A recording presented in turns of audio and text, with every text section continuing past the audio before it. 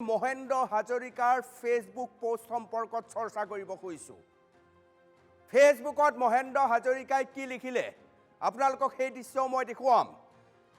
গণশিল্পী মহেন্দ্ৰ হাজৰিকাই ৮০ দশকৰ পৰা গীত পৰিৱেশন কৰি আহিছে। ভূপেন হাজৰিকাৰ আশীষ আছে মহেন্দ্ৰ হাজৰিকাৰ।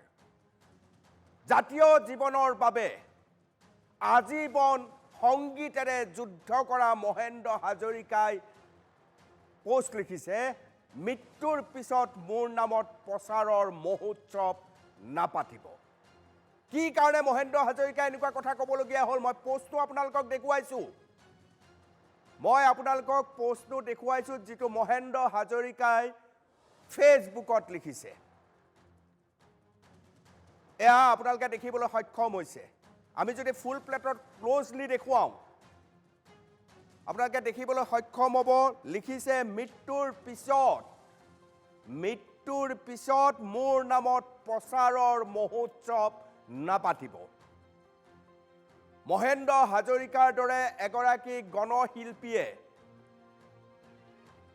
যাৰ অভিজ্ঞতাৰ ফচলৰ শেষ নাই, জাতীয় জীৱনৰ স্তৰে স্তৰে প্ৰতিটো গীত পৰিৱেশন কৰি আহিছে মহেন্দ্ৰ হাজৰিকাই। তেওঁ কিয় লিখিবলগীয়া হ'ল যে মৃত্যুৰ পিছত মোৰ নামত প্ৰচাৰৰ মহোৎসৱ নাপাতিব? নিশ্চিতভাৱে চিন্তাৰ বিষয়।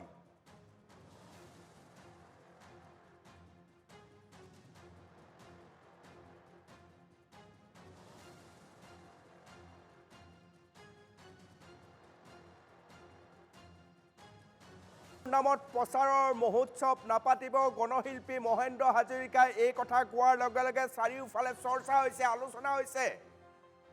পোনপটীয়া সম্প্ৰচাৰত মহেন্দ্ৰ হাজৰিকা নিউজ ফ'কাছত থাকিব। নিউজ ফ'কাছত খন্তেক সময়ৰ পাছতে মহেন্দ্ৰ হাজৰিকা মোৰ সৈতে সংযোজন হ'ব। ইয়াৰ লগতে অসমৰ ভিন্ন স্থানৰ পৰা, যোৰহাটৰ পৰা শিল্পী থাকিব, তেজপুৰৰ পৰা শিল্পী থাকিব। সকলোৱে এই সম্পৰ্কে আমাক জনাব। এনে কি পৰিৱেশ আৰু পৰিস্থিতি হ'ল যে মৃত্যুৰ পিছত মোৰ নামত প্ৰচাৰৰ মহোৎসৱ নাপাতিব বুলি মহেন্দ্ৰ হাজৰিকাই মন্তব্য কৰিবলগীয়া হ'ল।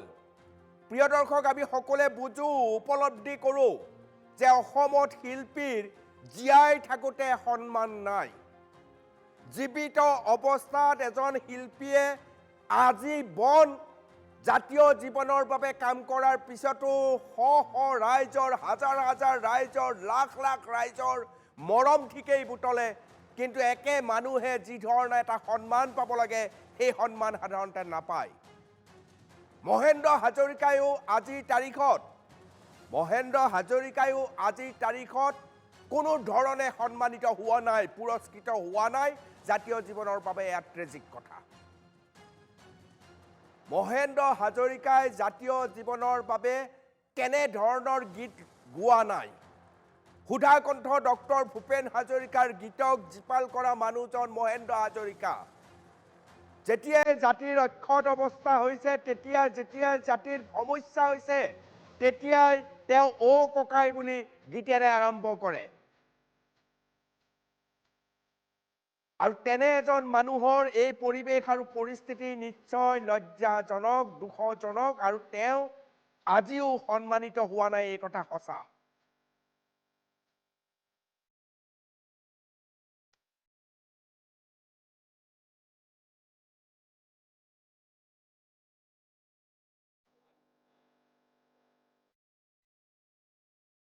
আৰু এই মুহূৰ্তত মহেন্দ্ৰ হাজৰিকা আপোনালোকৰ সন্মুখলৈ আহিব। আমি পোনপটীয়াকৈ মহেন্দ্ৰ হাজৰিকাৰ পৰা জানিব বিচাৰিম যে ফেচবুকত এনেকুৱা এটা পোষ্ট তেওঁ কি ভাবি দিলে। আপোনালোকৰ অৱগত, মহেন্দ্ৰ হাজৰিকাৰ এগৰাকী শিষ্য ৰাজীৱ শদিয়া সিদিনা আমাৰ পৰা আঁতৰি গ'ল। বহু কষ্ট কৰি গান গাইছিল ৰাজীৱ শদিয়াই।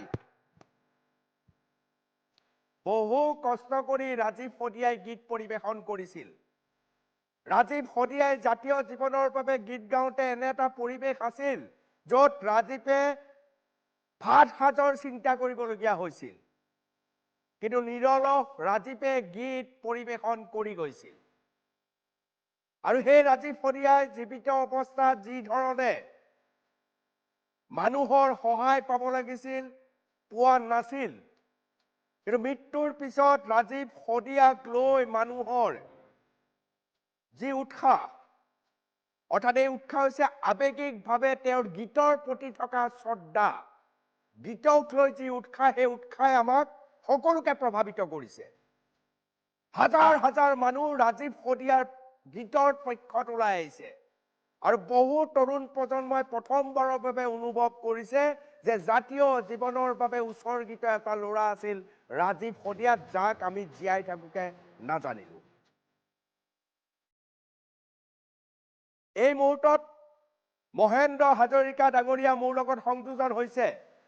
মহেন্দ্ৰ হাজৰিকাই কৈছে যে প্ৰচাৰৰ মহোৎসৱৰ কথা।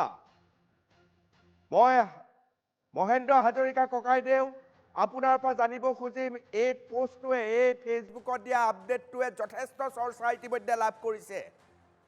কিয় আপুনি ক'বলগীয়া হ'ল যে মৃত্যুৰ পিছত মোৰ নামত প্ৰচাৰৰ মহোৎসৱ নাপাতিব? ককাইদেউ,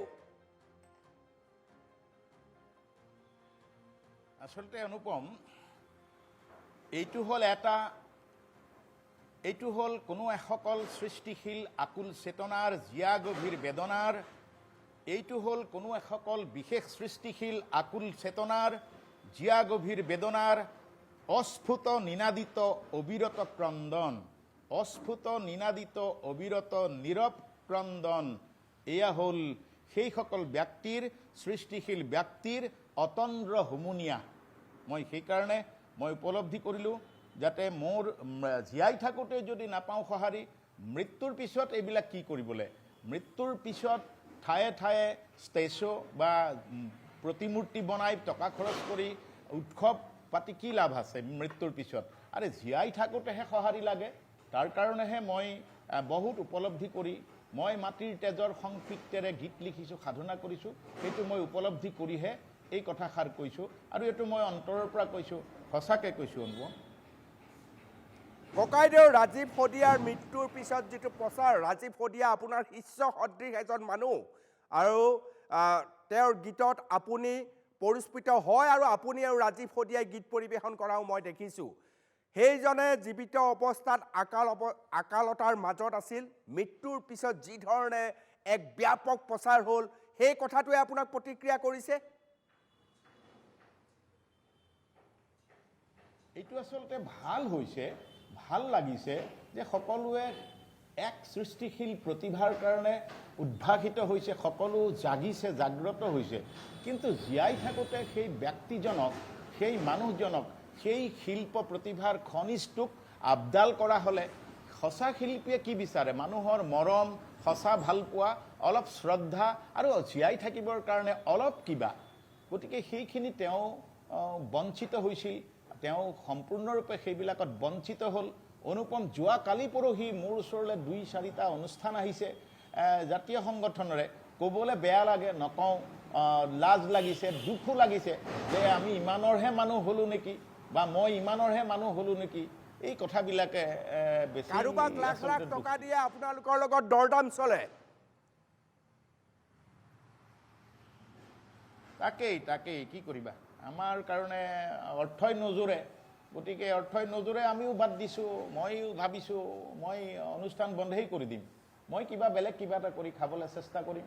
কাৰণ তোমালোকে চবেই গম পাইছা, মোৰ মাটিৰ তেজেৰে কষ্ট কৰি লিখা মোৰ সংগীতৰ প্ৰপাৰ্টিটো, মোৰ গোটেই গীত সংগীতখিনি এসকল ইউটিউবাৰে, আজি ইমান দিনে চিঞৰি আছোঁ, এসকল ইউটিউবাৰে মোৰ বিনা অনুমতিত বাণিজ্যিকভাৱে ব্যৱহাৰ কৰি লক্ষ কোটি টকা তেওঁলোকে উপভোগ কৰি আছে, আৰু মোক এবাৰো সোধাৰ প্ৰয়োজন বোধ নকৰিলে। আৰু মই জীয়াই থাকিম ক'ত যদি সমাজখনৰ অনুষ্ঠান প্ৰতিষ্ঠানৰে যদি আমাক 2 টকা দিবলৈ বেয়া পায়, আমাক আমন্ত্ৰণ কৰি বোলে যদি শংকা পায় বা বেয়া পায়, বা আমি কাৰ আশালে, কাৰ ভৰসালে চাই গীত লিখিছিলোঁ, কাৰ ভৰসালে চাই পেলাই, কাৰ আশালে, সমাজখনৰ ভৰসাতেই আমিতো জীয়াই থাকিম বুলিয়েই গান কৰিছিলোঁ, গীত সংগীত বাছি লৈছিলোঁ, আৰু গীত সংগীতৰ কাৰণে মোৰ জীৱন মই উৎসৰ্গিত কৰিছিলোঁ। অসমীয়া জাতিৰ বাবে এইটো দুখৰ খবৰ। 80ৰ দশকৰ পৰা আপুনি গীত পৰিৱেশন কৰি আহিছে, আৰু আপোনাৰ পৰিৱেশন শৈলী সদায় সুকীয়া। অন দ্য স্পট গীত লিখি পৰিৱেশন কৰা মানুহ আপুনি আৰু আপুনিয়েই থাকে মানুহৰ মাজত কিন্তু আজিকো প্ৰতি ৰাইজে আপোনাক লাখ লাখ ৰাইজে মৰম দিছে মহেন্দ্ৰ ককাইদেউ কিন্তু যি ধৰণৰ সন্মান আপুনি পাব লাগিছিল যিটো সন্মান দিয়াৰ প্ৰয়োজন আছিল ৰজাঘৰীয়া সন্মানেই হোক বা ডাঙৰ আন ধৰণৰ সন্মান সেই সন্মান কিন্তু আপোনাক দিয়া নহ'ল আজিকো প্ৰতি মই ভাবোঁ যে জীয়াই থাকোঁতে এই সন্মান নোপোৱাটো এটা দুখৰ কথা মই কেৱল মহেন্দ্ৰ হাজৰিকা বুলি কোৱা নাই যিকোনো জাতীয় জীৱনৰ বাবে ত্যাগ কৰা শিল্পীৰ বাবে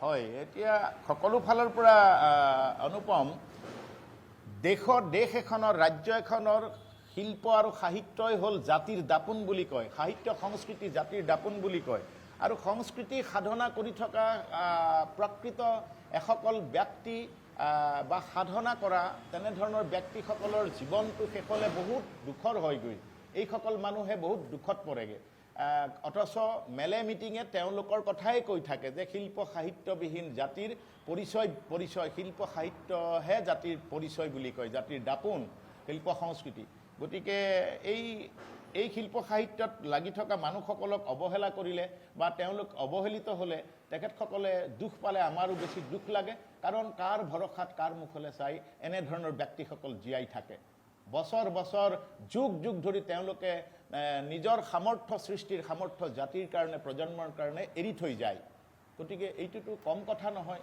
তেওঁলোকৰতো দৰমহা নাই শদিয়াত মই ৰাজীৱ শদিয়াৰ সৈতে এটা আপোনাৰ অনুষ্ঠান চাইছিলোঁ আপুনি তেখেতৰ গুৰু আৰু ৰাজীৱক আপুনি সাংঘাতিকভাৱে আগবঢ়াই নিবলৈ চেষ্টা কৰিছিল জীয়াই থাকোঁতে যদি ৰাজীৱ শদিয়াই সঁচাকৈয়ে মৰম পালেহেঁতেন বৰ ভাল পাইছিল হয় তেতিয়াহ'লে ৰাজীৱ শদিয়াক আমি আন ৰূপত দেখিলোহেঁতেন নহয় জানো মহেন্দ্ৰ ককাইদেউ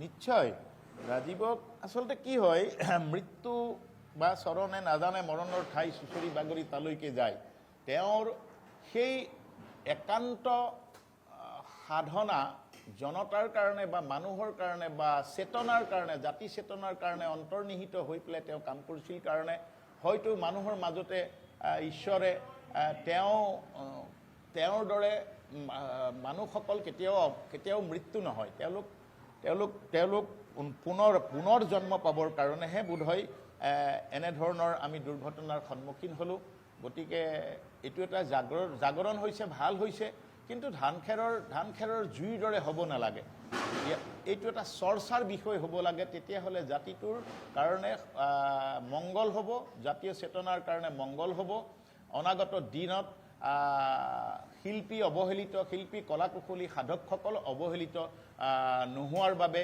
এতিয়া এক সংকল্প হওক এয়াহে মই কৈছোঁ হয় যি সন্মান আপুনি পাব লাগে সেই সন্মান এই পৰ্যন্ত আপোনাক দিয়া হোৱা নাই এই কথা আপুনি মানি লয়নে মহেন্দ্ৰ ককাইদেউ আচলতে কি হয় জনতাই মোক চব দিছে বাৰু জনতাৰ কাৰণে জীয়াই আছোঁ জনতাৰ কাৰণে গান গাইছোঁ জনতাৰ কাৰণে গীত লিখি জীৱন উৎসৰ্গা কৰিছোঁ কিন্তু কথা হ'ল কি বিশেষ কি আছে বিশেষবিলাক তোমালোকৰ দৃষ্টিত পৰাবিলাক যদি আহে কিবা কাৰণত কেতিয়াবা যদি পাওঁ বা দিয়ে তেতিয়া জনতাই ভাল পাব বুলি মোৰ অনুভৱ হয় আৰু জনতাই মানে কি মোক মানুহে বিচাৰিলেই হ'ল মানুহে বিচাৰে চবেই বিচাৰে কিন্তু এই সমিতি কিছুসকলৰ বৈষম্যতাৰ কাৰণে দুখ লাগে কাৰণ আমিওতো মানুহ আমাৰো তেজ মাংসৰে আমি জীয়াই আছোঁ গতিকে আমাৰো অন্ন বস্ত্ৰ আশ্ৰয় বা আমাৰো বিভিন্ন অভাৱ অভিযোগ থাকে আমি মানুহকতো খুজি জীয়াই নাথাকোঁ গতিকে কোনোবাই লাখ টকা পাব আৰু জাতিৰ বাবে কাম কৰোঁতে আপোনালোকৰ শিল্পীৰ দৰদাম হৈ থাকিব সেইটো বৰ অসহনীয় নহয়নে ককাইদেউ একদম আটাইতকৈ দুখ লাগে সেইটোতে আৰু তুমি আচৰিত পাবা 90 দশকৰ পিছৰ পৰা বহু কেইখন মানে বাউন্স চেক এতিয়াও আছে মানে বেংকৰ চেক কি ক'বা সেইবিলাকতো আৰু নাচাওঁ আৰু তাৰপিছত নিজেই সমিতিসমূহেও জানিব লাগে যে ব্যক্তিসকল কাক কেনেকৈ ধৰণেৰে পাৰিশ্ৰমিক কেনেধৰণে নিৰ্ণয় কৰে তেনেকুৱা হ'ব লাগে। কোনোবা কাৰোবাক বিশেষভাৱে 10 লাখ 20 লাখ টকা দিছে, মই সেইটো ভবা নাই, মই সেইটো কথা কোৱা নাই। যে আমাৰ ক্ষেত্ৰত বা এনে আমাৰ ধৰণে ব্যক্তিসকলৰ ক্ষেত্ৰত আজি মই ৰাজীৱ খদিয়াৰ ক্ষেত্ৰততো নাপালোৱেই কোনেও টকা 1.5 লাখ দি তেওঁক গান গোৱাইছে বুলি। কিন্তু ভাল লাগিলহেঁতেন ৰাজীৱ খদিয়াক যদি টকা 1.5 লাখ টকা দিও যদি তেওঁক যদি ক'ৰবাত নি পেলাই যদি আজিৰ দৰে যদি হৈছই এই জাগ্ৰত প্ৰভাৱটোৰে যদি তেওঁক আগবঢ়াই দিলেহেঁতেন, কিজানি তেওঁ শান্তি পালেহেঁতেন বা আৰু 2 দিন বাচি থাকিলেহেঁতেন বুলি মোৰ অনুভৱ হয়। আপুনি এটা উল্লেখ কৰিছে প্ৰচাৰৰ মহোৎসৱ, ইয়াৰ অৰ্থটো ব্যাখ্যাটো জনাব নেকি? প্ৰচাৰৰ মহোৎসৱ হয়, মানে বস্তুটো কি হয়, প্ৰচাৰৰ মহোৎসৱ মানে এইটো প্ৰচাৰৰ মহোৎসৱ জীয়াই থাকোঁতে যদি এনেধৰণৰ কিবা আয়োজন হ'লহেঁতেন, মই ভূপেন হাজৰিকা ভূপেন দাহঁতৰ ক্ষেত্ৰতো নেদেখিলোঁ। আৰু মই ভাবোঁ আমি যিহেতু মানুহ, মই কৈছোঁহে কথাটো সকীয়াই দিছোঁ যে আমি জীয়াই থাকোঁতে খবৰ ৰাখোঁচোন, জীয়াই থাকোঁতেহে খবৰ কৰিব লাগে সেই তেনেধৰণৰ ব্যক্তিসকলক অৰ্থেৰে জুখিব নালাগে। এটা মান মৰ্যাদাৰে তেওঁলোকক এটা মঞ্চত তেওঁলোকক উপবিষ্ট কৰাবলৈ সমাজখনেও চেষ্টা কৰিব লাগে, দল সংগঠনেও চেষ্টা কৰিব লাগে জীয়াই থাকোঁতেহে।